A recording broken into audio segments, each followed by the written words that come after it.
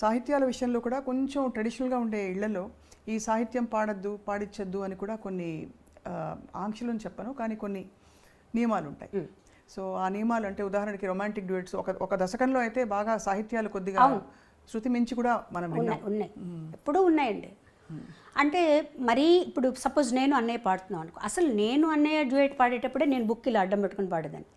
నాకు మొహమాటంగా ఉండేది చాలా. తర్వాత తను చెప్పేవాడు, ఇలా అయితే ఎలా పాడగలుగుతాం, అప్పటికి ఇంకా అంత పెద్దగా ట్రాక్ సిస్టమ్ లేదు కదా, అలా ఉంటే పాడొచ్చు, ఇద్దరం కలిసి పాడాల్సి వచ్చినప్పుడు నువ్వు అలా ఉండకూడదు, పాటగా తీసుకో అని. లక్కీగా ఏంటంటే మా ఇద్దరికి అలాంటి సాంగ్స్ రాలేదు.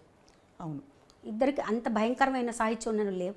ఒకవేళ 1-2 వచ్చినా కూడా తను ఏం చెప్పాడంటే మేము ఇద్దరం పాడడం, ఇది మీరు వేరే వాళ్ళ చేత పాడించేసారు అని చెప్పేసేవారండి. అబ్బా, అసలు మీ ఇద్దరం తను పాడదు, మీరు వేరే ఇంకెవరి చేతన్నా పాడించుకోండి అని చెప్పేసేవారనమాట. ఆ ఇబ్బంది ఎప్పుడు నాకు అంతగా రాలేదండి. సపోజ్ ఇంకొంచెం ఏదైనా నాకు నా నాలెడ్జ్కి తెలిసి ఏదన్నా కొంచెం బాగాలేదు ఇక్కడ అంటే నేను కొంచెం ధైర్యంగానే చెప్పేదాన్ని, ఇది బాగాలేదండి నాకు ఇబ్బందిగా ఉంది అని. అప్పుడు కొంచెం మన మాటను కూడా వినేవాళ్ళండి. అప్పుడు మీరు వదులుకోవడం కూడా పెద్ద విషయం, అంటే అవకాశం కదా. అవును. అంటే మీరు దేనికి ప్రాధాన్యత అంటే వస్తున్నాం అప్పుడే కదా, మేము కూడా వస్తున్నాం. ఒక సాంగ్ వదులుకోవడం అంటే అది చాలా పెద్ద విషయం. ఎప్పుడైనా చూపుకుంటుందా ఇప్పుడు తలుచుకుంటే? అంటే మంచి పనే చేశాను అనిపిస్తుంది. చాలా గొప్ప విషయం అండి, నా కళ్ళలో నీళ్ళు వస్తున్నాయి మీరు చెప్తుంటే. ఎందుకంటే నాకు ఎప్పుడు మీలో ఒక గుణం, ఇది వ్యక్తిగతం అయితే ఏమనుకోకండి, కానీ అన్నయ్య గీసిన గీత నేను దాటకూడదు, అన్నయ్యకి తగ్గట్టుగా నేను ఉండాలి, అమ్మ నాన్నకి తగ్గట్టు ఉండాలనే ఆ చక్కదనం మీలో కనిపిస్తుంది సార్. అంటే అన్నయ్య కూడా ఎప్పుడు కూడా నువ్వు ఇలా ఉండాలని ఎప్పుడు చెప్పలేదండి. తన్ని చూసే మనకు అర్థమైపోతుంది. తన ఒక్క చూపుతో ఇది నచ్చింది నచ్చలేదు అని తను మనం గమనించి చెప్పేసేయచ్చు. మన బిహేవియర్ ఎలా ఉన్నప్పుడు తను ఒక చూపు చూశాడంటే సేమ్ మా మదర్ అనమాట, ఓకే అర్థమైపోతుంది తనకు నచ్చలేదు, తనకు నచ్చినట్టు మనం ఉండాలి. అంటే చాలామంది అంటారు, అంటే మీ ఇండివిజువాలిటీని వదులుకోవడం కదండి అది. బాలుగారు చెప్పినట్టే మీరు ఉండాలి, ఆయన పద్ధతిలోనే మీరు ఉండాలి. అంటే నేనేం నష్టపోలేదు కదండి, నేనేమి నష్టపోలేదు. నేను ఫీల్ అయితే నాకు స్వాతంత్రం లేదు, నేను ఇలా ఉండాలి అలా ఉండాలనుకుంటున్నాను అలా వెళ్ళాలనుకుంటున్నానంటే అప్పుడు నేను బాధపడచ్చు. నాకేమాత్రం లేదు, ఓకే. నేను ఎందుకంటే తను ఎంత కష్టపడుతున్నాడో, తను ఎంత పద్ధతిగా ఉన్నాడో, అందరితో ఎలా మెలుగుతున్నాడో అవన్నీ తన్ని ఇక్కడికి వచ్చాక, చెన్నై వచ్చాక నాకు అర్థమైంది. పెద్ద ఫ్యామిలీ మాది, ఆ ఫ్యామిలీని అంతా తనే పోషిస్తున్నారు. అలాంటప్పుడు తను ఎంత పద్ధతిగా ఉండాలి, ఎంత వర్క్ చేయాలి, డే అండ్ నైట్ వర్క్ చేసేవాడు. తను పిల్లలతో స్పెండ్ చేయలేదని అదని ఇదన్నీ అన్నా కూడా ఇంత ఫ్యామిలీ గడవాలి అంటే తను పిల్లలతో స్పెండ్ చేస్తే అవ్వదు. నేను ఆ ఫీల్డ్లోకి వచ్చిన తర్వాత ఇవన్నీ నాకు అర్థమయ్యాయి మోర్ దెన్, ఎందుకంటే మిగతా వాళ్ళందరికంటే కూడా నేను తనతో ఎక్కువ స్పెండ్ చేశాను. సో నాకు అప్పుడు అర్థమైంది తను నలుగురితో ఎలా ఉంటారు, ఏమన్నా ఏ ప్రాబ్లమ్స్ ఉన్నా అవి ఇంటి దగ్గర. వన్స్ స్టూడియోకి వచ్చేసాక అసలు కంప్లీట్గా బాలసుబ్రహ్మణ్యం ఆ పాటకు చేంజ్ అయిపోతాడు అంతే. సో ఇవన్నీ కూడా ప్రొఫెషనల్గా మనం ఇలా ఉండాలి, ఈ పద్ధతిలో ఉండాలి. మనలో అనవసరంగా ఒక మాట మనం మాట్లాడకూడదు, మన గురించి ఇంకొకళ్ళు మాట్లాడకూడదు అంతే. ఆ పద్ధతి అట్లా అలవాటైపోయింది తనతో ఉండి. మాటే మంత్రము పాట పాడినప్పుడు మీరు చాలా చిన్నవారు, మీరు బాలుగారు కలిసి పాడిన ఈ పాట ఇప్పటికీ స్టేజ్ మీద హిట్ సాంగ్స్లో ఇష్టపడి, నేను సినిమా పాటలు నాకు అన్నీ రావు కానీ పాడమంటే ఈ పాట చాలా ఇష్టంగా ఎంచుకునే పాట. ఆ పాట పాడినప్పుడు అంత అలవోకగా, అంత పవిత్రంగా, బ్యూటిఫుల్ మెలడీ, అది రొమాన్స్ పలికించడం కూడా అంత అందంగా ఎలా పాడారండి? యాక్చువల్గా మొదట తమిళ్లో వచ్చిందండి అది. తమిళ్లో ఇళయరాజా గారు, జెన్సీ గారు పాడారు, సింగర్ జెన్సీ గారు ఉండేవారు తమిళ్లో, ఆవిడ పాడారు. ఆ పాట విన్నప్పుడు నేను చాలా ఇన్స్పైర్ అయ్యాను. ఎంత బాగుంది ఈ సాంగ్, అసలు బ్యాక్గ్రౌండ్స్ కానీ సాంగ్ కానీ, ఇట్లాంటి పాటలు పాడే అదృష్టం దొరుకుతుంది అన్నప్పుడు సీతాకోకచిలకలో ఇవాళ రికార్డింగ్ ఉందని వెళ్ళిన తర్వాత ఆ ట్యూన్ వినిపించగానే నాకు అసలు చాలా ఆనందం వేసేసింది అనమాట. ఈ పాట మనం పాడాలనుకున్నాం, మనకు వచ్చింది ఈ పాట అని. ఆ బ్యాక్గ్రౌండ్స్ మీరు ఇప్పుడు కాదు ఇంకో 10 సంవత్సరాల తర్వాత విన్నా కూడా అండి మనల్ని ఎక్కడికో తీసుకెళ్ళిపోతాయి. అప్పుడు ఇలా చేశారా, ఇంత మంచి బ్యాక్గ్రౌండ్స్ ఇచ్చారా, ఇంత బ్యూటిఫుల్గా ఒక సాంగ్ కంపోజ్ చేశారా అనిపిస్తుంది. ఎన్నిసార్లు పాడాను మీరు అన్నట్టు, ఆ పాట ఎన్నిసార్లు పాడినా కూడా మనల్ని ఒక లోకల్లోకి తీసుకెళ్ళిపోతుంది. కానీ నేను అన్నయ్య కూడా ఇద్దరం చాలా ఎంజాయ్ చేస్తూ ఆ పాటని, చాలా అందంగా రావాలి పాట అని ఒక తపంతో పాడా. నిజంగా ఆ పైకి వెళ్ళిన ఆ 2 లైన్లు తరే రే రే రే ఓ అదొకటి అందమైనది. ఇది ఒకటి థర్డ్ బ్యాక్గ్రౌండ్. ఆ పాటకంతా ఆయువు పట్టు మూడో బ్యాక్గ్రౌండ్ బిజిఎం తరరరరరరరా, అది చాలా అద్భుతంగా ఉంటుందండి. అసలు అది బాగుంటుంది. దాని తర్వాత వచ్చే వైలిన్ బిట్టు అది కూడా అద్భుతంగా ఉంటుంది, చాలా బాగుంటుంది. నిజంగా ఎంజాయ్ చేస్తూ పాడాం. అది పెద్ద పీస్ ఆర్కెస్ట్రా, ఆర్కెస్ట్రా లైవ్, మళ్ళీ లైవ్లో చేసి అంతా లైవ్. బాబోయ్, అసలు మళ్ళీ మీరు చూడండి, నాకు అంటే అంత లైవ్తో పాడడం, పక్కన అందులో ఒక దిగ్గజం. అవును, ఎస్పి బాలు గారు. ఎంత అన్నయ్య అయితే కూడా బాలు అదే బాలుగారి కంటే కూడా అన్నయ్యగానే భయం ఎక్కువ అనమాట. ఎందుకంటే తను ఎలా పాడతాడు, తన క్యాలిబర్ ఏంటో అన్నీ తెలుసు నాకు కదా. పాటని ఇలా నేర్చుకొని పాడేస్తాడు తను. సో కనీసం మనం 50% పాడాలి తను మ్యాచ్ అవ్వాలంటే అనమాట. సో ఆ పాట తనతో పాడడం అనేది చాలా చాలా చాలా అదృష్టం అని చెప్పాలంటే నిజంగా. సో తర్వాత మీరు కూచిపూడి ఆర్ట్స్ అకాడమీలో వసంత గారు మాత్రమే నేర్చుకున్నారా? మీరు డాన్స్ చేశారా? వసంత గారు మట్టుగా నేర్చుకున్నారండి. నేను భరతనాట్యం నేర్చుకున్నాను. మీరు భరతనాట్యం నేర్చుకున్నారు? అది కూడా ఎలా అయిందంటే, నేను భరతనాట్యం నేర్చుకోలేదు. పాప పల్లవి నేర్చుకునేది భరతనాట్యం ఇంట్లో. మాస్టర్ ఇంటికి వచ్చేవారు. నేను మధ్యాహ్నం రికార్డింగ్ బ్రేక్ అయ్యి భోజనానికి వచ్చినప్పుడు ఆయన కూర్చొని ఉండేవారు. ఆ పాప ఒకరోజు తలనొప్పని, ఒకరోజు కాలు నొప్పని ఏదో ఒకటి చెప్పేది. వాళ్ళ స్కూల్లో టైర్డ్గా ఉందనో, ఆదివారం ఇవన్నో. అప్పుడు పాప ఆయన చూస్తే జాలేసి, నాకు ఊరికే చెప్పండి సార్, మీరు ఊరికే కూర్చోన్నారు కదా, నాకు చెప్పండి అని. అలా అలా అలా నేను నేర్చుకుని ఆయన అనేతో చెప్పారు. ఆవిడ నా చేత అరంగేట్రం అంతవరకు వస్తుందని కూడా నాకు తెలియదు అసలు.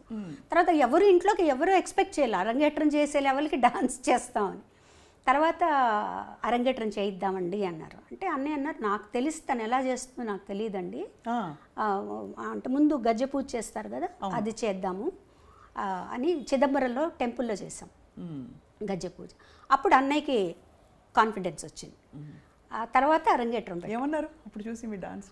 చాలా నేను ఎక్స్పెక్ట్ చేయలేదు అసలు నువ్వు డాన్స్ చేస్తావని. ఇలా ఎవరికీ తెలియదు ఇంట్లో. ఊరికే ఆయన చెప్పేవి నేర్చుకునేవాళ్ళు, నా పాడికి నేను చేసుకుంటూ ఉండేదాన్ని. అది అయిన తర్వాత నేను 2-3 ప్రోగ్రామ్స్ కూడా చేశాను.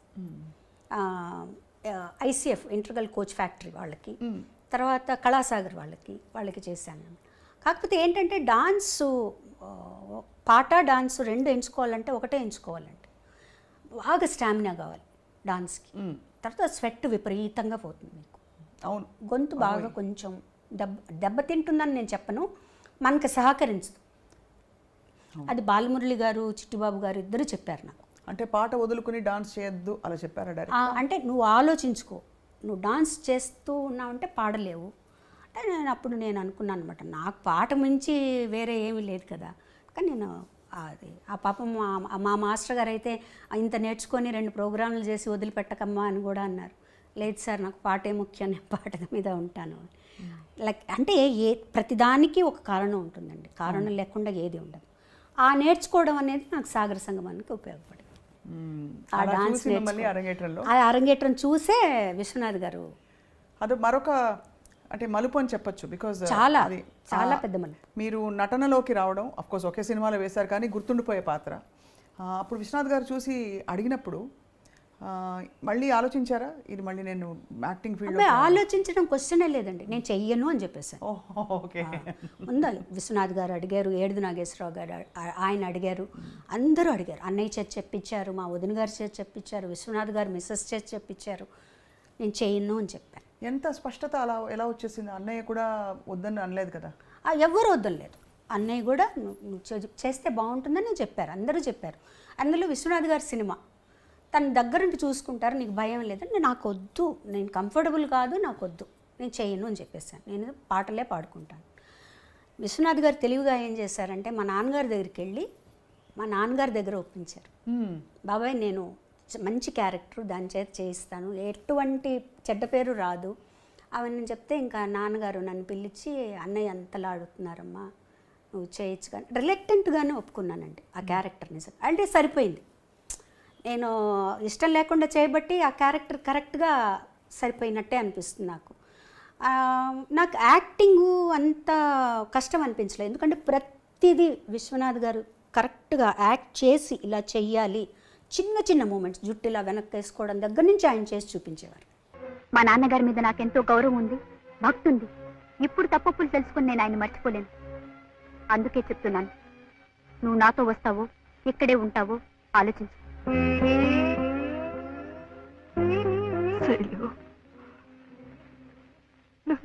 చిన్న పిల్లమే అనుకున్నాను.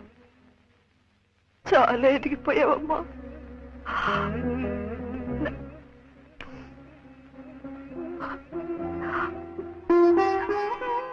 నన్ను వదిలి వెళ్ళిపోతావా?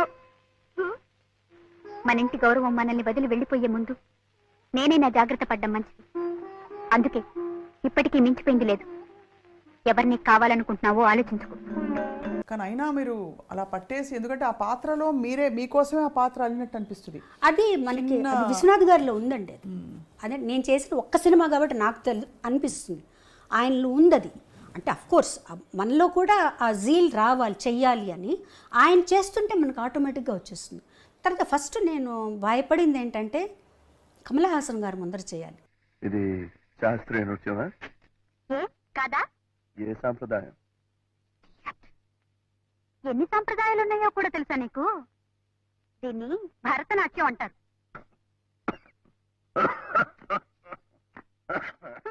అమ్మో, అది నాకు అసలు నాకు వచ్చే ఆయన చెప్పినట్టు ఏదో కోతులు అవి గెంతులు వేస్తున్నట్టు, భూతాలు దయ్యాలు అన్నట్టు ఆ నా డాన్స్ సినిమా డాన్స్కి సరిపోదు. ఎందుకంటే సినిమా డాన్స్లో అన్నీ మిక్స్ అవుతాయండి. కథక్కు అన్నీ మిక్స్ చేస్తారు. కూచిపూడి ఎక్కువగా ఉంటుంది శేషు మాస్టర్ గారికి డాన్స్లో. అందులో ఆ సినిమాకి 3 డాన్స్ మాస్టర్లు. సో ఇలా అందులో ఒక పాటకి శేషు మాస్టర్ గారు, ఒక పాటకి రఘురామ్ మాస్టర్ గారు. నాకు వేదానికి రఘురామ్ మాస్టర్ గారు, ఓం నమ శివాయకి శేషు మాస్టర్ గారు. శేషు మాస్టర్ గారు అయితే 1 వీక్ నాకు రిహార్సల్స్ ఇప్పించారు.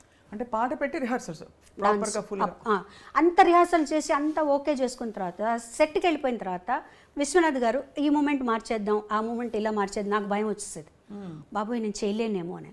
కానీ చేయించారు, బాగా చేయించారు. నీకేం భయం లేదు, నువ్వు టైం తీసుకో అని. బట్ డాన్స్ కొంచెం కష్టపడ్డాను, కానీ నటన మటుకు విశ్వనాథ్ గారు చెప్పినట్టే చేశాను. ఆయన ఎలా చెప్తే అలా చేశాను. ఏమిటి మమ్మీ, ఉన్నట్టుండి ఎక్కడికి ప్రయాణం? డాక్టర్ తాతగారింటికి. అక్కడే కొన్నాళ్ల పాటు ఉండి నువ్వు డాన్స్ నేర్చుకోవాలి. ఇంకా కొత్తగా నేర్చుకునేదే ఉంది. ఎన్నో ప్రోగ్రామ్స్ సన్మానాలు అయ్యాక. అదేనే నేను చేసిన పొరపాటు. పాకడం కూడా సరిగ్గా రాని పాప పరిగెత్తుతానంటే సరే అన్నాను. ఓహో, అయితే కొత్తగా నడకలు నేర్పే గురువు గారు అక్కడే ఆ ఊళ్ళోనే ఉన్నారన్నమాట. అవును. ఎవరు? బాలకృష్ణ గారు. వాట్?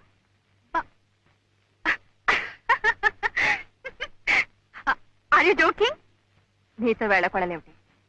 కానీ టైమింగ్. నో, నన్ను గురించి అంత చండాలంగా రాసిన తర్వాత నేను వాడి దగ్గర శైలు, బాలకృష్ణ గారు నీకు గురువు గారు. ఆయన గారి దగ్గర నేర్చుకుంటాను. కానీ ఇప్పుడు వెనక్కి తిరిగి ఆలోచించుకుంటే అండి, నేను కానీ ఆ సినిమా వద్దు అనుకొని ఉంటే ఎంత మంచి పాటలను పోగొట్టుకొని ఉండేదాన్ని. అయ్యో కదా.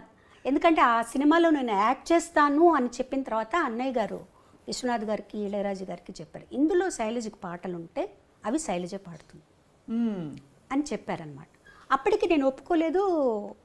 అదొక అదృష్టం. అండ్ అది లాజికల్ కూడా వేరే వాళ్ళు పాడతారు, వేరే వాళ్ళే పాడతారు డాన్స్ కాబట్టి లాజికల్గా కూడా పాడతారు. ఆ తర్వాత రాజా గారు ఏమన్నారంటే ఒక్క సాంగ్ తనకు వస్తుంది, తను పాడుతుంది, ఇంకొక మంచి పాటలు కూడా ఉన్నాయి, తన చేతి పాడిద్దామని నాద వినోదము, వేవేల గోపెమ్మల వేదము పాడు. Beautiful song.